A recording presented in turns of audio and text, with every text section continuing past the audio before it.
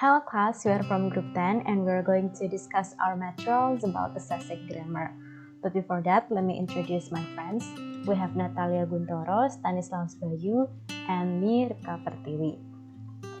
We are using Assessing Grammar book from Cambridge Language Assessment Series, written by James Purpura as our references. You can check any information related to assessing grammar in the PDF file that we have shared to you in our WhatsApp group class.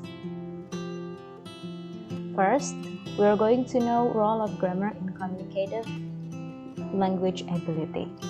Grammar should not be viewed only in terms of linguistic form, but should also include the role that literal and intended meaning plays in providing resources for all types of communication.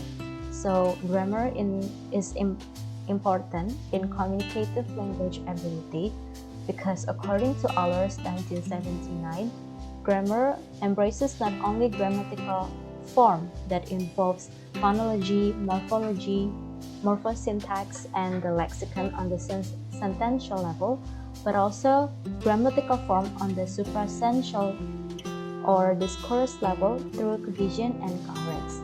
Next, we are going to know types of grammatical knowledge discussed by my friends. And now we have explicit grammatical knowledge. In grammar learning process, explicit grammatical knowledge refers to a conscious knowledge of grammatical forms and their meanings. According to Alice, explicit knowledge is usually assessed slowly, even when it is almost fully automatized. In explicit grammatical knowledge, we have two types of explicit grammatical knowledge. The first one is explicitly deductive, and the second one explicitly inductive. So, explicitly deductive is where the learners are given rules and asked to apply them. Meanwhile, in explicitly inductive, when they are given samples of language from which to generate rules and make generalization. They here means the students. So in explicit grammatical knowledge, we have explicitly deductive and explicitly inductive. Now, implicit grammatical knowledge. Implicit grammatical knowledge refers to the knowledge of a language that is typically manifest in some form of naturally occurring language behavior, such as conversation. So in terms of processing time, implicit grammatical knowledge is unconscious and can be assessed quickly. D. Kaiser, 1995, classifies grammatical instruction as implicit when it does not involve true presentation or a request to follow on form in the input. Rather, implicit grammatical instruction involves semantic processing of the input with any degrees of awareness of grammatical form. So the hope is that learners will notice grammatical form and identify form meaning relationship so that the form are recognized in the input and eventually incorporate into the interlanguage. We are moving to grammar for assessment purposes. There are at least 6 purposes for grammar assessment.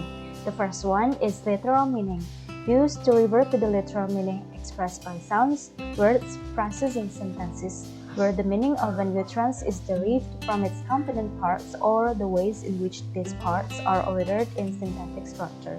Second is intended meaning, encodes the meaning associated with the propositional intention that the speaker has in mind while conveying a message. Third, grammatical meaning, refers to knowledge of the meaning associated with an utterance as the sum of its parts and how these parts are arranged in syntax or literal meaning, as well as how these parts are used to convey the speaker's intended meaning in context. Fourth is lexical meaning. It refers to the lexical of grammatical meaning. Phonological meaning refers to the phonological of grammatical meaning.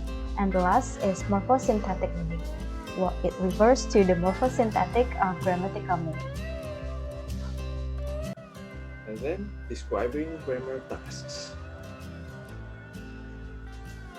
Traditionally, there have been many attempts at categorizing the types of tasks in grammar. So here we have two types of grammar tasks.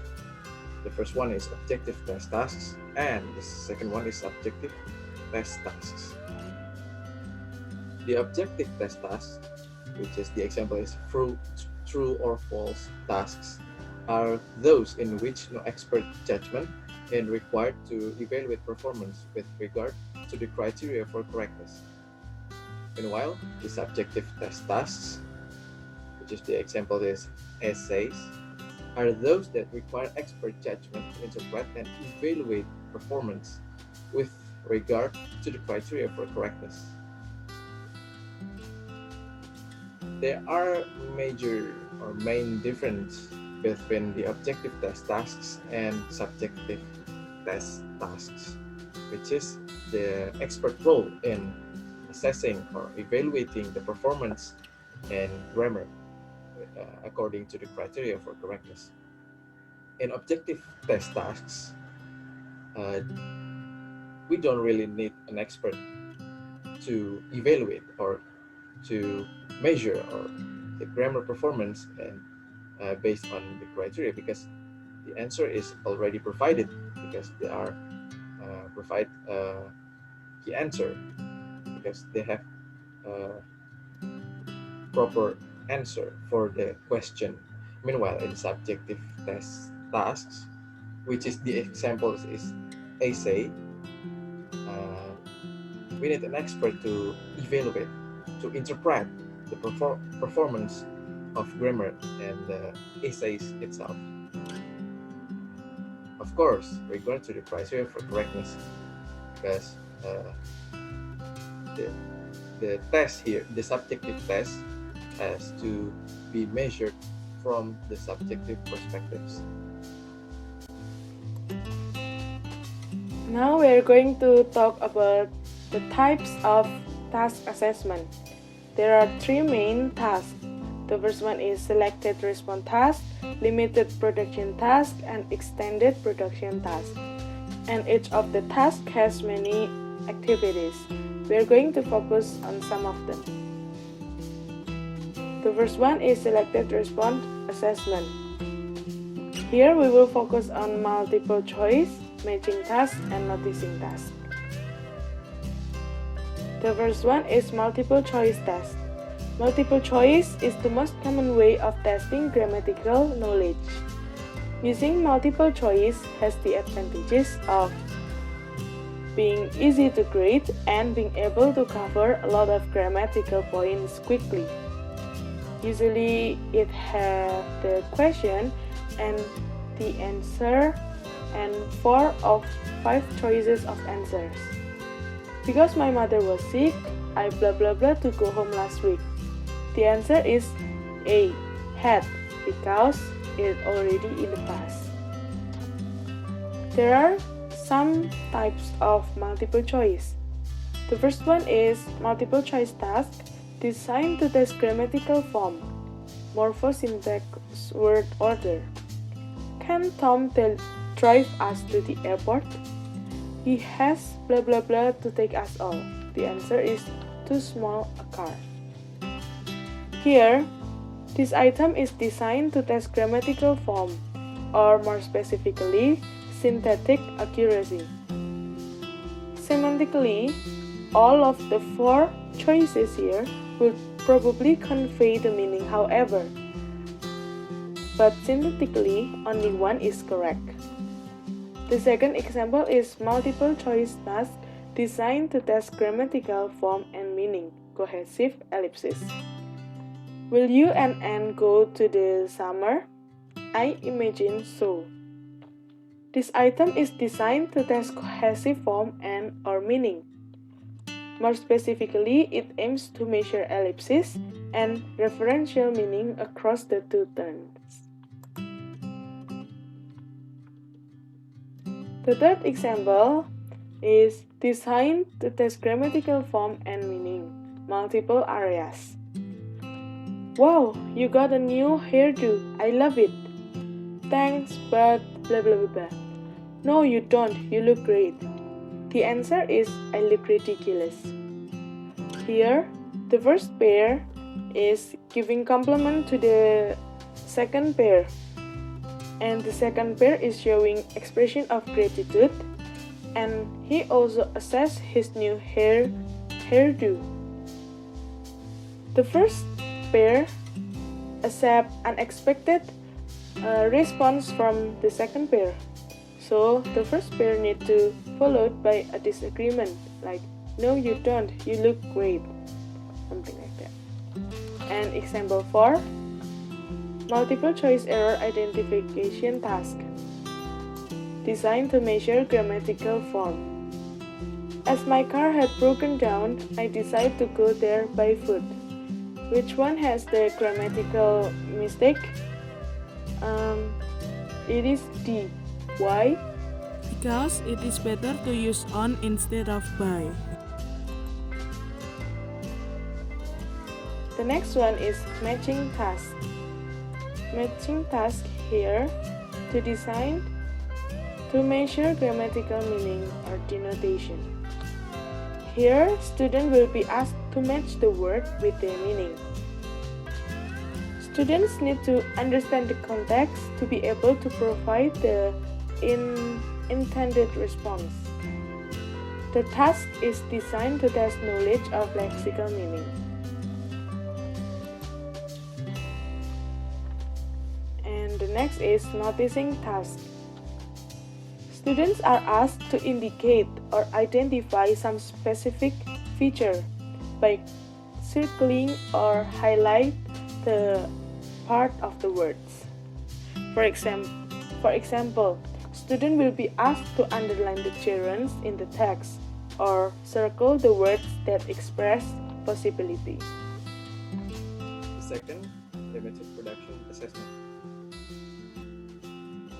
Limited production assessment present input in the form of an item with language and or non-language information that can vary in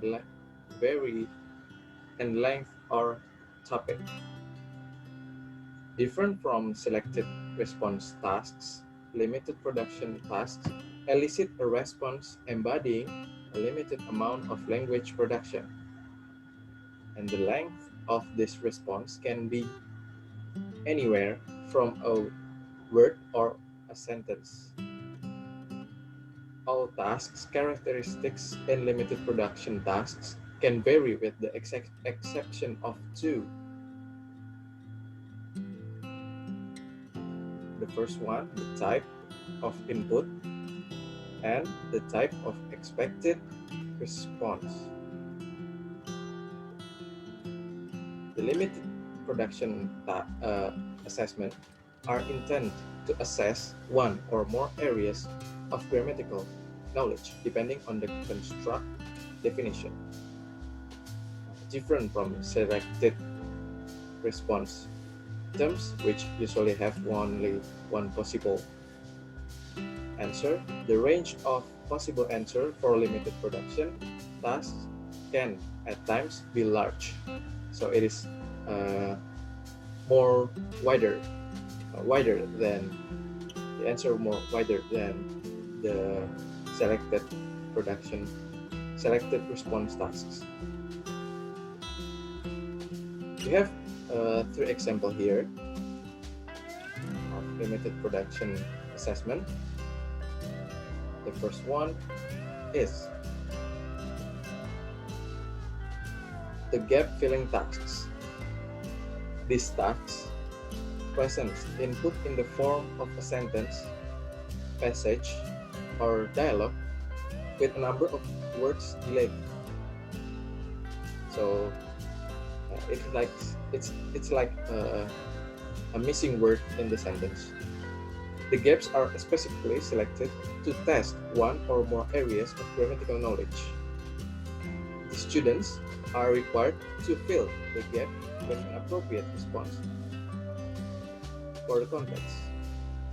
These tasks are designed to measure the learner's knowledge of grammatical forms and meanings.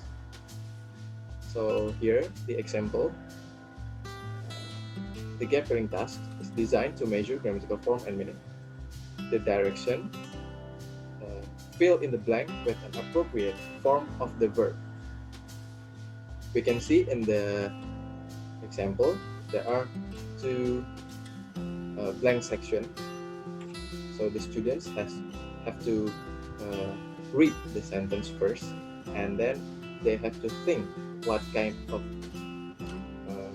appropriate verb which can be filled in the blank section. It can be more wider than what your answer than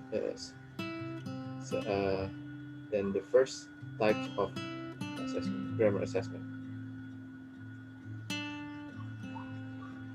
The two intent criteria for corrections are grammatical form, measured in terms of morphosyntactic accuracy of the simple and habitual past tense verb forms, and of course, lexical meaning scored in the terms of the lexical meaningfulness of verb.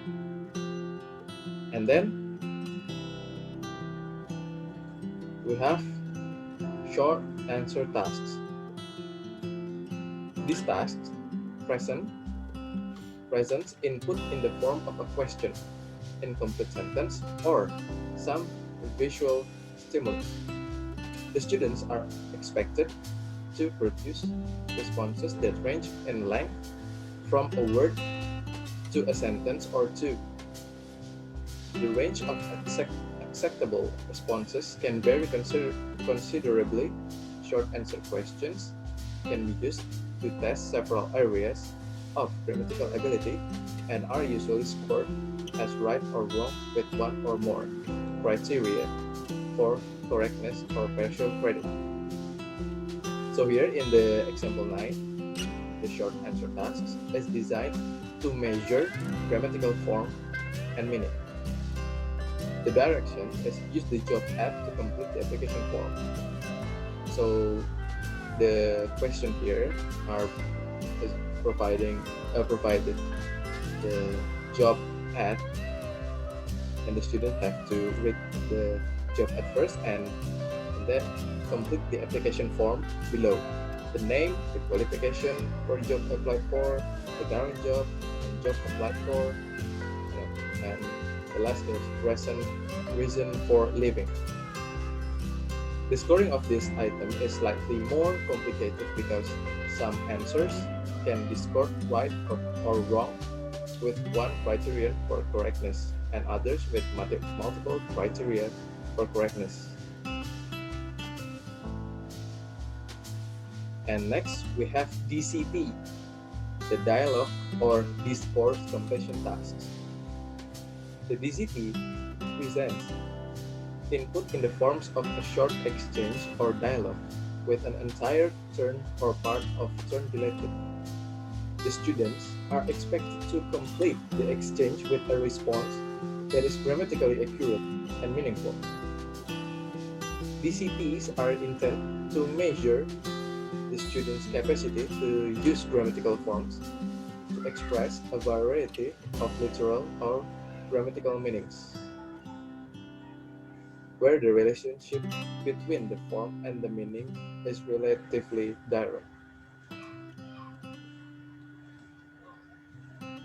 DCTs have been used extensively in applied linguistics research to investigate the use of semantic formula and other linguistic devices to express a wide range of literal and implied contextual meaning. For example, refusals, apologize, and compliments. So here we have provided the example 10, discourse completion tasks. The designed to measure grammatical form and meaning on the discourse level. The direction is complete the conversation between the two friends. So here we have two students which having a conversation in text, written conversation. So the student A said that I can't believe that disgusting little waiter told me to get a light when I showed him the hair in my soup. And the student B replied the student A statement, well, if I were you, blah blah blah blah. So the students have to think and fill the blank section with the proper sentence or phrase which is proper with the context and of course the meaning. So here the students are expected to know very well the meaning of the question. We're moving to the last type of grammar assessment. It is extended production assessment. Extended production tasks are particularly well suited for measuring the examiner's ability to use grammatical forms to convey meanings in instances of language use, such as speaking and writing. They are also set to measure explicit knowledge. So, here is the first example of extended production task. It is the information gap task or info gap. As you can see on the screen, the direction for this task is the student have to work with a partner. Student A looks at the information on Mozart, while student B looks at the information on Debussy. Each of the students need the other person's information to prepare a report on famous composers. They have to ask each other with other questions from the quiz and record their answers. The next is storytelling and reporting task. In this task, the directions for part A. Last night, there was a break-in at the Centralis. You are the detective on the case. For each piece of evidence below, make a written speculation about the burglary. Use models whenever possible. First, the kitchen lock was forced open, a window was broken. 2 traces of cookies and milk were found on the kitchen counter. Third, there was a wet towel in the shower. Fourth, all of Mrs. Centralis's diamonds are missing. Directions for part B. Based on the evidence, draw some tentative conclusions about the thief. Write a brief progress report on the situation for a new college on the case. So the prompt in part B asks examiners to use the clues in part A to write up a progress report. This task aims to measure grammatical form and meaning in terms of the present and past models used to express speculations about the crime and cohesive forms and meanings used in connecting sentences. Last is the role play and simulation task. So, in this task, each student is given only one role, and the direction for this task is your local government has just received a large amount of money to solve one of its problems. You are on the committee to decide which one to solve.